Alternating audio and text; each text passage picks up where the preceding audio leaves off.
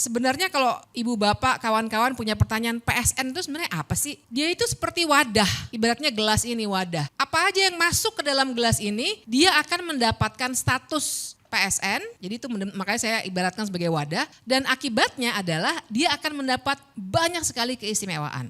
Karena memang itu tadi kriterianya tidak ada, transparansinya tidak ada, tahu-tahu keluar aja perpresnya. Yang kan itu bentuknya perpres ya, daftar proyek strategis nasional itu. Tiba-tiba keluar, loh kok nambah nih, ada PIK, ada BSD, kaget juga kita karena proses itu tertutup. Nah jadi kalau pertanyaannya apakah ini melanggar hukum atau tidak, jelas melanggar hukum.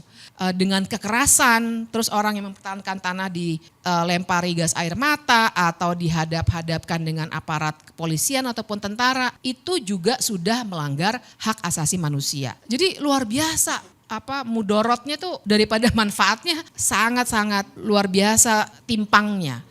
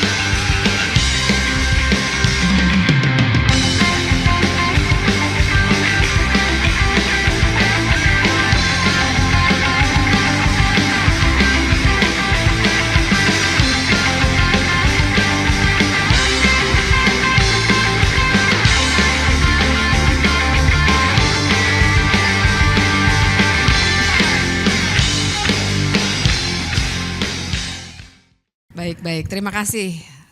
Selamat siang, Assalamualaikum warahmatullahi wabarakatuh. Makasih Mas Hersu, Mas Antoni, Mas Gede dan juga Mas Adi. Ibu bapak sekalian, senang sekali ada di sini. Jadi saya ingin memberikan perspektif hukum ya. Dan kebetulan di salah satu kelas yang saya ampu, mahasiswa-mahasiswa saya tuh udah bikinin infografis tentang proyek strategis nasional. Saya kan kalau ngampu kelas suka sengaja bikin kelas project. Mereka pilih sendiri waktu itu proyek strategis nasional. Jadi ada beberapa data yang ibu bapak bisa ambil. Tapi ini sebenarnya teman-teman mahasiswa saya ngambil dari datanya YLBHI, datanya beberapa organisasi lain yang mereka olah gitu ya. Intinya sih begini, barangkali sebenarnya saya pengen mulainya dari, pada pernah baca novelnya George Orwell enggak? Yang judulnya 1984. 1984. Ada yang belum lahir. Udah baca atau belum? Ada satu terminologi menarik yang saya suka pakai untuk hukum. Apa coba tebak? Double speak. Jadi satu kata maknanya bisa double. Sebenarnya maknanya bukan itu. Contohnya aja dalam bahasa sehari-hari kita suka bilang, gimana Mbak perjalanan ke sini? Aman. Nah kita kan suka bilang gitu, aman. Aman itu bisa berarti ya telat-telat dikit lah. Bisa juga berarti ya saya akan on time atau aduh saya sebenarnya males nih cuma saya bilang aja aman gitu. Double speak tuh seperti itu. Sehingga saya menyambung apa yang dikatakan oleh Mas Antoni bahwa ketika dia dikatakan ini adalah kepentingan nasional, sebenarnya kita belum tentu bicara kepentingan nasional. Karena makna kepentingan nasional itu nasional mana nih? Pengusaha nasional kah? Atau warga nasional, maksudnya kita warga? Atau apa? Atau penyelenggara negara? Karena di sini nanti kita harus lihat, kata orang kan the devil is in the detail. Setannya tuh ada di perincian-perincian kebijakan yang dibuat. Nah persis di situ persoalannya. Karena ternyata proyek strategis nasionalnya itu untuk apa dan untuk siapa? Itu pertanyaan besarnya. Karena kalau kita lihat data yang disediakan oleh mahasiswa saya ini misalnya, yang dihasilkan adalah, ini datanya data tahun lalu sebenarnya 2023. Ternyata ada 106 konflik agraria dari PSN-PSN yang ada di seluruh Indonesia. Dan luas wilayah yang berkonflik itu 800.000 hektar. Yang berkonflik ya, bukan berarti yang lain tidak menjadi masalah, tapi itu karena ada perlawanan-perlawanan. Lebih dari 1 juta rakyat menjadi korban. 134 tindak kekerasan dan 43 kasus kriminalisasi. Kemudian jangan lupa keterlibatan perusahaan swasta itu ada 100 konflik, pemerintah daerah 74 konflik, dan Polri 50 konflik. Jadi memang sedemikian rupa diamankannya PSN. Karena sebenarnya kalau ibu bapak kawan-kawan punya pertanyaan PSN itu sebenarnya apa sih? Dia itu seperti wadah, ibaratnya gelas ini wadah. Apa aja yang masuk ke dalam gelas ini dia akan mendapatkan status PSN, jadi itu makanya saya ibaratkan sebagai wadah. Dan akibatnya adalah dia akan mendapat banyak sekali keistimewaan. Seperti yang tadi Mas Antoni sebutkan. Beberapa keistimewaannya bisa dilihat juga, tadi sudah disebutkan sedikit, ada peraturan, ada dasar hukumnya dibuatkannya baru di Undang-Undang Cipta Kerja. Dasar hukum yang sifatnya undang-undang. Mas Antoni tadi bilang awalnya hanya perpres, benar. Saya konfirmasi itu.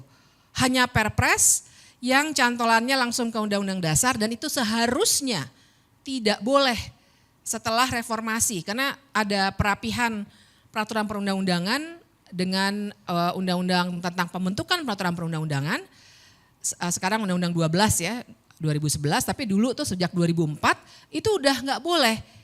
Karena dulu itu Soeharto pakai kepres buat banyak hal.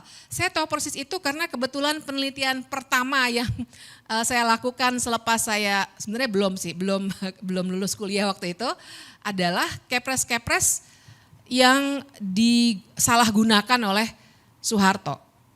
Dan sebagian dari penelitian yang saya hasilkan bersama kawan saya, waktu itu jadi dasar salah satunya gugatan ya untuk waktu itu Super Semar, Yayasan Super Semar. Tapi kita tahu bahwa sampai meninggal dunia Pak Soeharto tidak pernah kena kasus pidana. Nah tapi belajar dari situ salah satunya penyalahgunaan kepres yang langsung dari Undang-Undang Dasar, maka sebenarnya tidak boleh lagi ada undang-undang atau ada peraturan presiden yang dikeluarkan langsung berdasarkan Undang-Undang Dasar. Nah itu kesalahan pertama.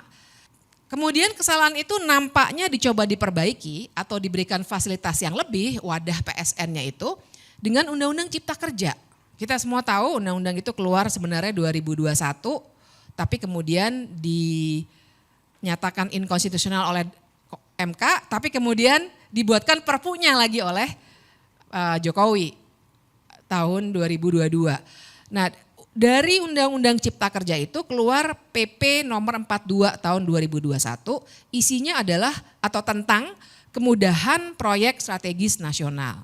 Nah di sini nih gelas untuk wadah PSN itu dipoles sedemikian rupa sehingga kemudahannya luar biasa memang.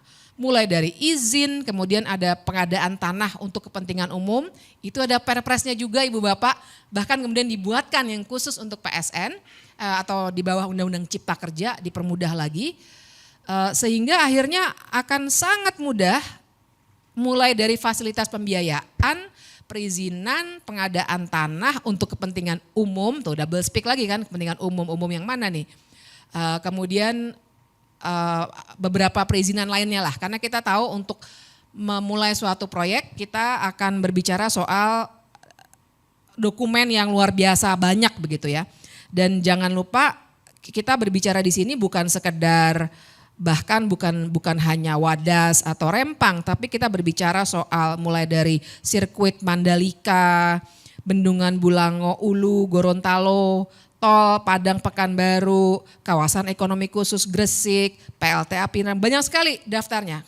Kalau di Google sebenarnya bakal ketemu langsung semuanya.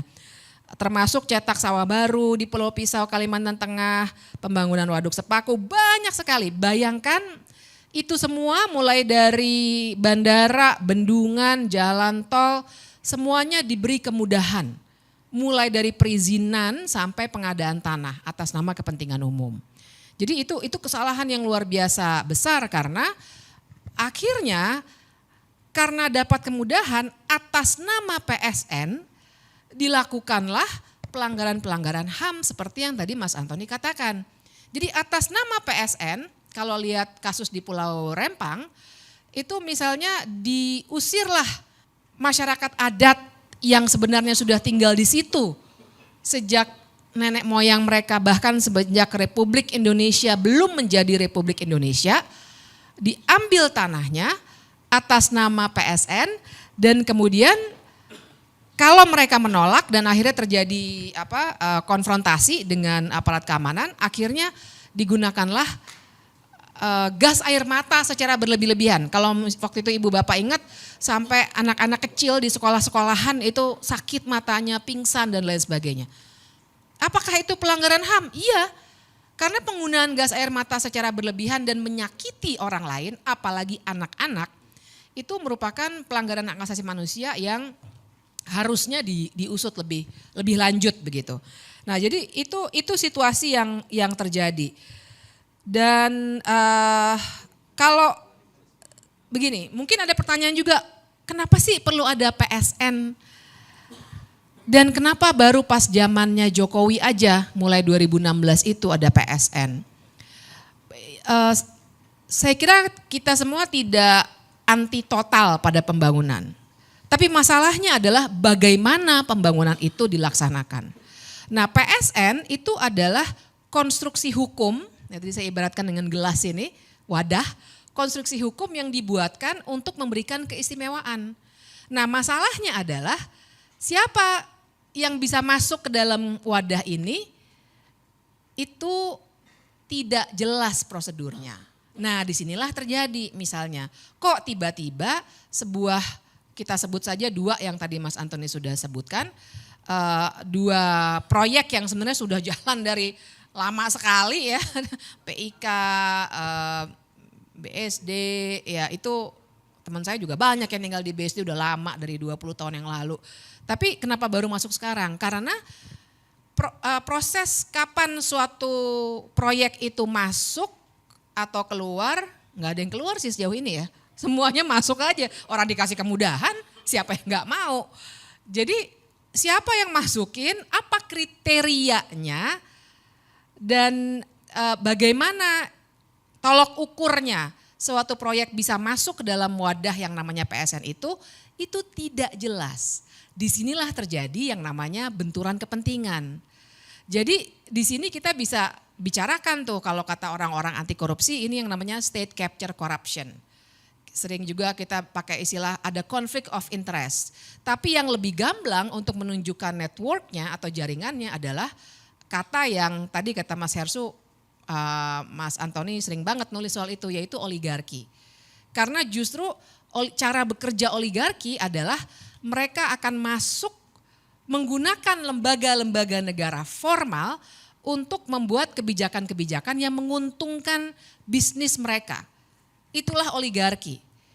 Kan di level untuk dengan pengusahanya namanya oligarki. Di level tengahnya di mana partai politik bekerja untuk kepentingan pemodal itu yang kita bisa namakan kartel politik. Dan itulah yang sebenarnya terjadi ketika akhirnya oligarki ibaratnya tuh dengan benturan kepentingan yang luar biasa, bahkan juga banyak sekali dan di antara pejabat kita yang sebenarnya punya bisnis atau paling tidak malah diberikan bisnis sebagai komisaris lah, sebagai pemegang saham lah, sengaja untuk tujuan itu.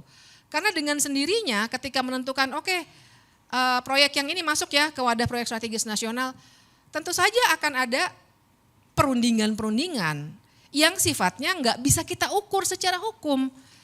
Karena memang itu tadi kriterianya tidak ada, transparansinya tidak ada, tahu-tahu keluar aja perpresnya.